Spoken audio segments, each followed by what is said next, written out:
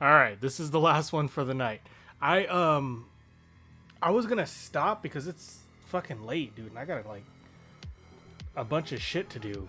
But the last issue ended with the revelation that the many heads of Cerberus were going to well, here he is, Invincible Guardians of World Freedom. The Shogun Warriors, and there he is. There is the many heads of Cerberus, and here is Raydeen. And I looked into the other issues, like the issues moving forward, and they're all kind of like single stories.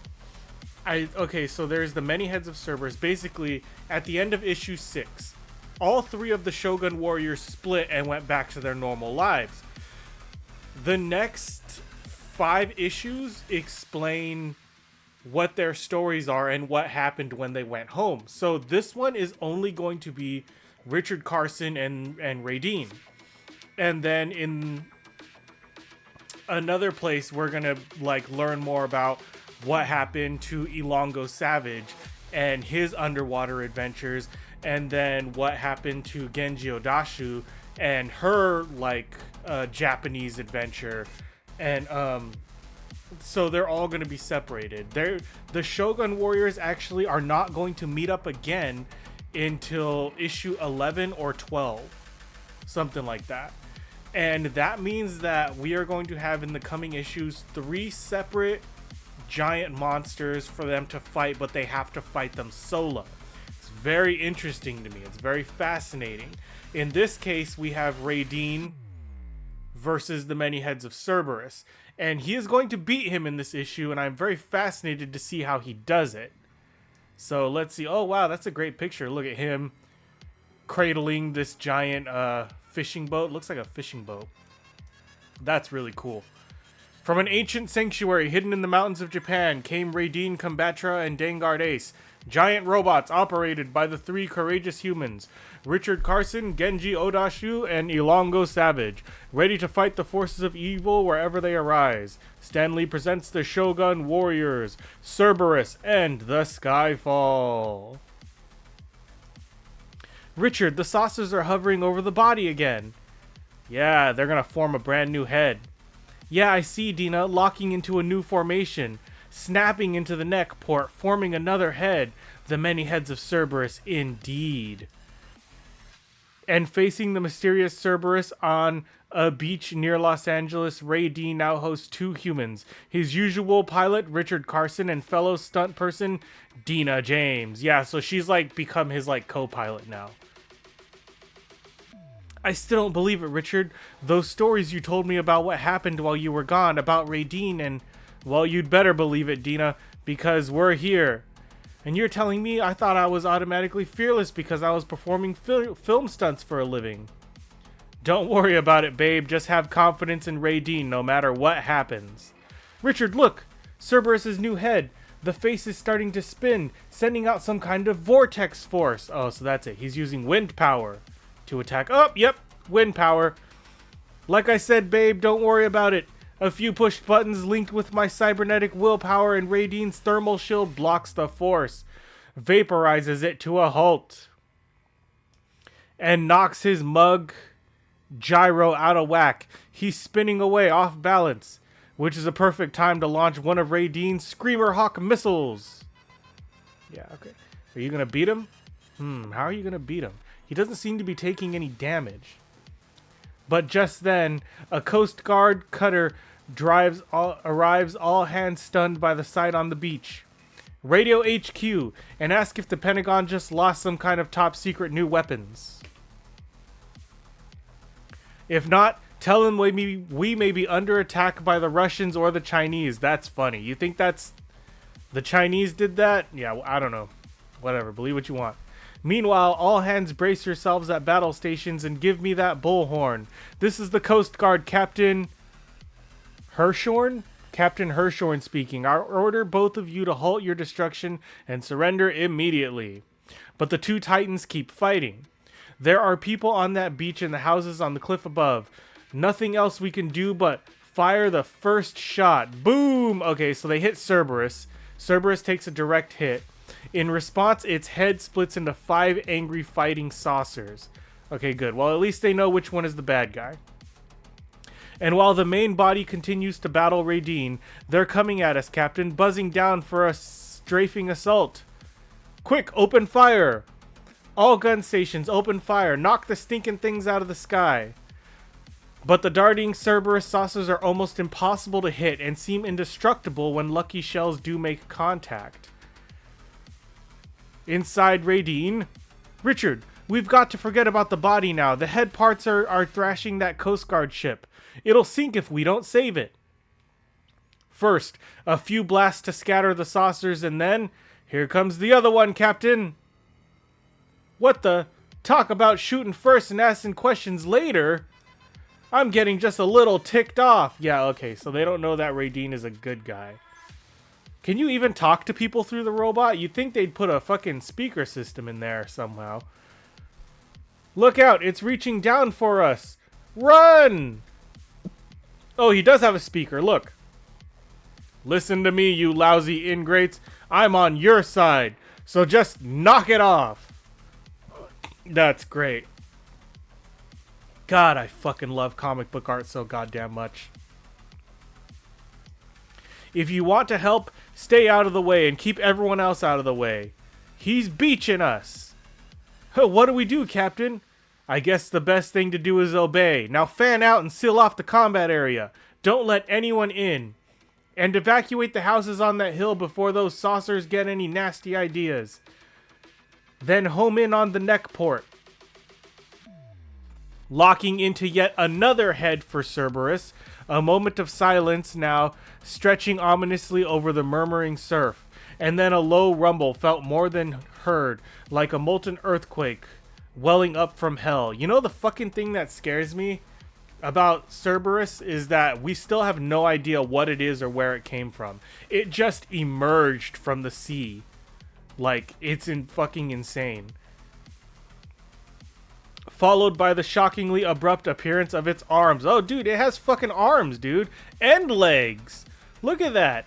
And fury. Cerberus is finally complete. Cerberus is mad. Cerberus, the dread stalker, speaking with a voice of thunder and striking with bolts of lightning. Fucking incredible. Incredible. Holy moly, Richard, this is unreal. You're telling me. That is, what I meant to say is, don't worry about it, except I'm not so sure I mean it. Fuck, how are they going to get out of this one? Because after this, it goes to the other guy and what their adventures are, so by hook or by crook, he needs to beat Cerberus by the end of this issue. Meanwhile, halfway around the world, it's night at the Oceanography Research Center on the coast of Madagascar, and you know what that means? That means we're going to learn more what's happening to Ilongo Savage. Ilongo Savage stands at the rail of the explorer vessel Neptune, watching the dark sky, the Stygian water, alone, thinking. And surprised to learn he is not alone. Ilongo, Judith, I didn't know you were aboard. I'd like to talk, Ilongo. I overheard 2 of the other workers speaking about us. No, I won't tell you who, but they resent me. As the new member, they say I was hired personally by you only because I am a woman and black, and they say beautiful. Then this is a problem, Judith. I thought our team was above such petty squabbles. But you're not letting it interfere with your work, doubting your own abilities, are you? Well, you are a man, Ilongo, and I am a woman, and such things do happen. Yes, and it has happened, but only after I hired the best qualified researcher for the job. The others are simply jealous. Certainly of your professional accomplishments, and perhaps of our great personal fortune. Their lips touch in the mist. Wait, isn't that a... But they are objectively correct, right? Like, that's like a... I don't know. Whatever. That's fine. Let it go. Isn't that against the law? I don't know. Whatever. One last matter, Ilongo. You said that your absence something special happened to you, and that you might tell me about. Judith, look! It's like a shooting star, a meteor! The spectacular fireball splashes down, a bright blaze smacking dark water, perhaps a mile offshore. And even before the impact's rippling swell begins rocking the vessel. Your pendant, Ilongo, it's glowing. The striking image is projected from the pendant to the cabin wall. It's Dangard Ace.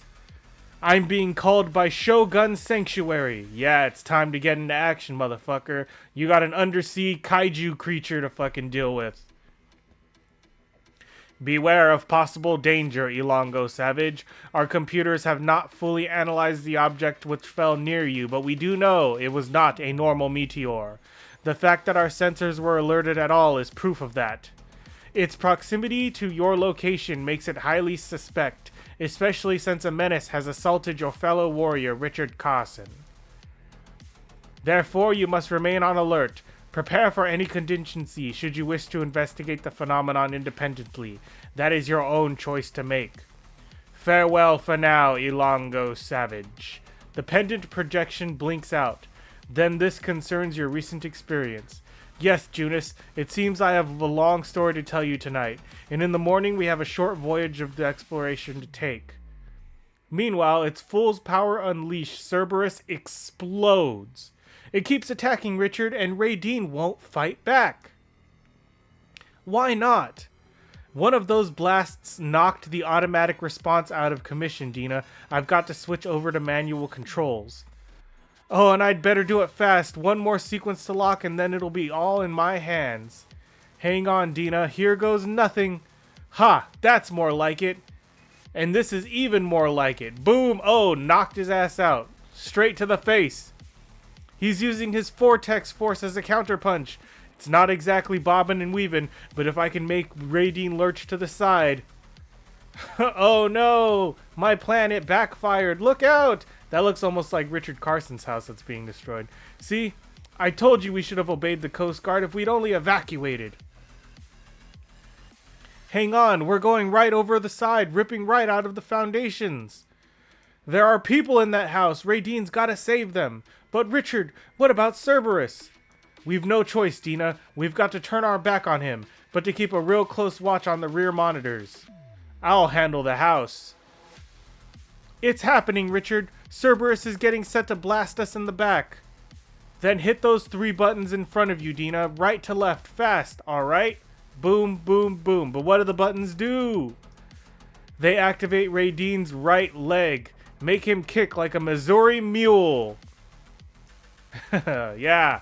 God damn, look at him. He caught it like it's a toy house. It's fucking beautiful. So, whenever he wants to move his right leg, he has to push 3 buttons in order. So he's like, oh, hold on. I'm gonna walk. Like, that doesn't make any goddamn sense. Whatever, it doesn't have to. The shit is beautiful. I give it a pass because it's fucking incredible. Good going, Dina. Knocked his 5-part block off. Hurry now, we've got to leave the house before something worse happens. Now I'm getting mad. It's time to end this battle. Open full throttle. Indeed, before the saucers can rejoin at the neck port.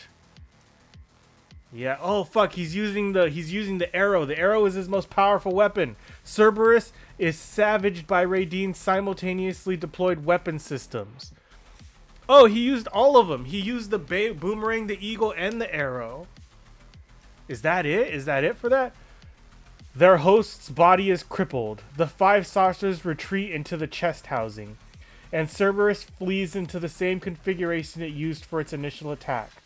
The route, however, is different, and this time it's through air instead of water. It's shooting off at hypervelocity, Dina. Out over the ocean. There's no way we can overtake it unless Raydeen converts to supersonic firehawk. Nice. Nice. I'm very happy right now. We're gaining on it. Within spitting range. Direct hits. It's plummeting into the ocean. But is it destroyed, Richard? Or just using water as a cover for its escape? There's only one way to find out. Yeah, finish it, dude. Finish it. But after a swift underwater search, there's no sign of it down there, Doc. At least its threat has been eliminated, for now. But what was it? Who controlled it? Mauer Khan? No, it couldn't be Mauer Khan. Its origin must remain a mystery for the time being. Meanwhile, you may return to land and resume your normal activities. Well, Dina, how do you feel about my Raydeen Tall Tales now? Don't get wise, Richard, or I'll show you my own Missouri mule trick. Okay. Alright, fine. So, that's it. He hit it with all three of his super weapons at once, completely crippling its body, but it wasn't destroyed. Cerberus just ran away, and I don't know. Is it going to come back? I don't know. I have no idea. Oh, man, wait. I just realized something. Genji Odashu is a pilot, so her domain is the air. Ilongo Savage is an oceanographer, so his domain is under the sea. And then Richard Carson is a stuntman, so his domain is on the land. So it's like the Shogun Warriors, all three of them take land, sea, and air together. That's cool. I never realized that until just now. A plane from Manila sets down at Tokyo Airport. During the flight, Genji Odashu and her friend Kosai have discussed the pending board of inquiry having disappeared with a new jet prototype. Genji stands close to her job. When she was first summoned to Shogun Sanctuary in our first issue, but emerging from the terminal, she merely smiles. You don't understand, Kosai. After what happened to me, a job as a mere test pilot means nothing. Tokyo Police, you are under arrest, Genji Odashu. But you can't arrest her, she's in my custody. I represent Japan Airlines, the company whose prototype she... Don't worry, Kosai. I'll be fine. I'll get bail, Genji, and there will be no bail. Not on her charges. She doesn't even seem to care what happened to her. Morning, off the Coast Guard of Madagascar, the Neptune drops anchor. This is where it splashed down, Judith. Let's go. But as they glide through the emerald silence, no sign of anything. Perhaps it's the underwater cave, Ilongo. No, Judith. How could it get into... Wait. You're right. That flash of light. Cautiously, the two divers enter the eerie grotto. Yes, there it is up ahead. Dr. Tambura was right. It's not a meteor or even a satellite. It looks organic, pulsating like some kind of protoplasm.